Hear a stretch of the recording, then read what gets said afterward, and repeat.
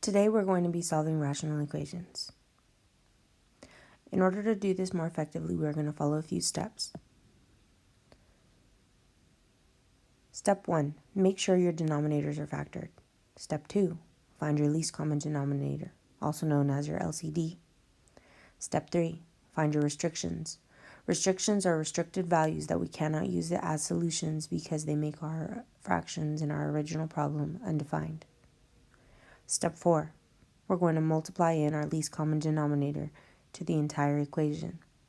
Step 5, we're going to solve for x. Let's take a look at example 1. Our first step says to factor our denominators. Well, when I'm looking at my denominators, I can see my x is already prime. Step 2 says to find our least common denominator. By looking at this problem, I can tell that my least common denominator is an x. Step 3 says to find our restrictions. To find the restricted values, you get each factor of your least common denominator and you set it equal to 0 and solve for x. Well, since x is the only factor, whenever I do my restrictions, all I'm going to do is set x equal to 0. That is already solved. I don't have to do anything, and I can just say our restriction is that x cannot equal 0, because if we plug in 0 to our original problem, 5 divided by 0 and 6 divided by 0 would become undefined, so we cannot use 0 as a solution. Step 4 says to multiply in our least common denominator to the entire equation. So I'm going to multiply the entire equation by an x.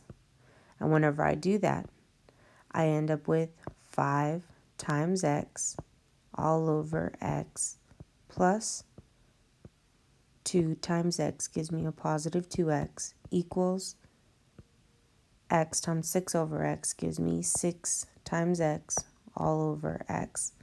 Now I can look and see what's going to go away or what reduces out. Well, my x in my numerator, my x in my denominator for my first fraction are gone. And the x in the numerator and the x in the denominator of my second fraction are gone. So I end up with 5 plus 2x is equal to 6. Now I can go ahead and just solve for x. Whenever I'm solving for x, I'm going to subtract 5 from both sides. Those go away. I end up with 2x is equal to 6 minus 5 gives me a positive 1. I'm going to go ahead and divide by 2. Divide by 2. I get x is equal to a positive 1/2. Now I'm going to look at my restricted values. As long as the answer that I get is not restricted, this is my solution. So x equals 1/2. I can plug 1/2 into my original equation and substitute it in for my x's, and I can solve it and I can get a true statement.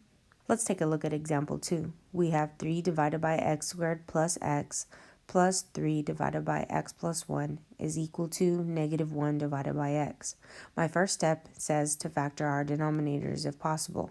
I can look at this and see that my first denominator can be factored. I can take out my greatest common factor.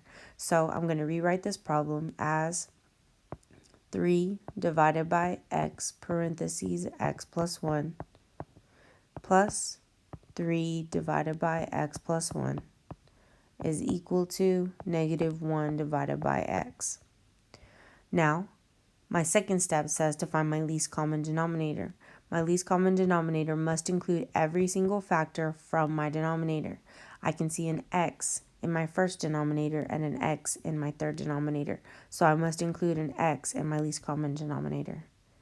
I can see that I have an x plus 1 in my first denominator, and I can see an x plus 1 in my second denominator, so I can make sure I have my x plus 1 in my least common denominator. Now my third step is to find my restrictions. My restrictions are whenever I set every single factor from the least common denominator equal to 0, and I solve for x. Well, my first one is going to be just an x, so if I set that equal to 0, it's already been solved, so I know x cannot equal 0. To find my second restriction, I'm going to set x plus 1 equal to 0. And I'm going to solve for x. I can see that x is equal to a negative 1. So I can say my second restriction is that x cannot equal a negative 1. Because if I were to plug in a 0 or a negative 1 into my denominators of my original problem, it would make my fractions undefined. My fourth step says to multiply in our least common denominator to the entire equation. So I'm going to multiply the entire equation that I have by my least common denominator, which is x parentheses x plus 1. So when I multiply it into my first fraction, I end up with 3 times x parentheses x plus 1 all over x parentheses x plus 1 plus, I'm going to multiply it into my second fraction. I end up with 3 times x parentheses x plus 1 all over x plus 1 equals, when I multiply it into my third fraction, I end up with negative 1 times x parentheses x plus 1 all over x. Then I'm going to look and see what's going to reduce out. I can see the x in the numerator and the x in the denominator of my first fraction are gone. The x plus 1 in the numerator and the x plus 1 in the denominator are gone. I can look at my second fraction and I can see my x plus 1 will go away. And I can look at my third fraction and I can see my x's will go away. I'm going to rewrite this so it looks a little neater. I end up with 3 plus 3 times x, which is the same thing as 3x,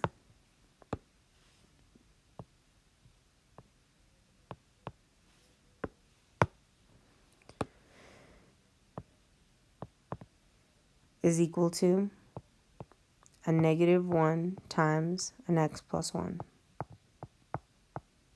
That's in parentheses. Now I'm going to go ahead and simplify. I'm going to use the distributive property. So I have 3 plus 3x is equal to, distribute your negative 1 times x, that gives me a negative 1x. And then a negative 1 times a positive 1 is going to give me a negative 1. Now, whenever I'm solving for x's, when it's linear, I'm going to get my x's on one side and my numbers on the other side. So I'm going to add 1x to both sides. And I'm going to subtract 3 to both sides. My 3's on the left side cancel. 3x plus 1x gives me 4x equals, my negative 1x and positive 1x cancel. Negative 1 minus 3 gives me a negative 4. Now I can go ahead and divide by 4. Divide by 4. My 4's reduce out, and I get x is equal to a negative 1. So this is my solution. But whenever I look at my restricted values, the negative 1 was a restricted value, which means I cannot use a negative 1, because if I do, it's going to give me an undefined fraction in my original problem. So I have to say that this one has no solution. Let's take a look at example 3. For example 3, whenever we're doing this problem, we can see that I have 2 divided by x minus 2 is equal to x divided by x minus 2 plus 6 divided by x squared plus 3x minus 10. Whenever I'm solving this one, I'm going to follow the same steps I was following before. My first step tells me to factor my denominators if possible. By looking at this, I can see that my third denominator can be factored using MIFTERM. So I'm going to factor that problem. I end up with 2 divided by x minus 2 is equal to x divided by x minus 2 plus 6 divided by x plus 5 and x minus 2. Once I factor my denominators, I go to my second step that tells me to find my least common denominator. My least common denominator must include every factor that is in the denominators. I have an x minus 2 in my first fraction, I have an x minus 2 in my second fraction, and I have an x minus 2 in my third fraction. So I must include the x minus 2 in my LCD. I can see that I have an x plus 5 in my third fraction.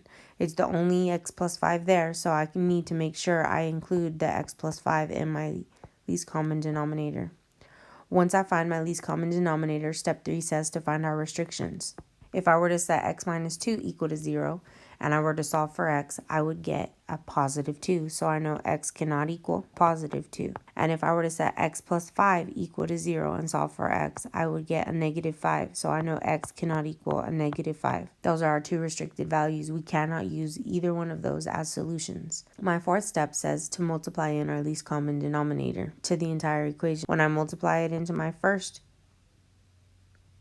fraction, I end up with 2 times x minus 2 and x plus 5 all over x minus 2 equals, when I multiply in that least common denominator to my second fraction, I end up with x times x minus 2 and x plus 5 all over x minus 2 plus, when I multiply in my least common denominator to my third fraction, I end up with 6 times x minus 2 and x plus 5 all over x plus 5, x minus 2. Now I can look at this and see what's going to reduce out.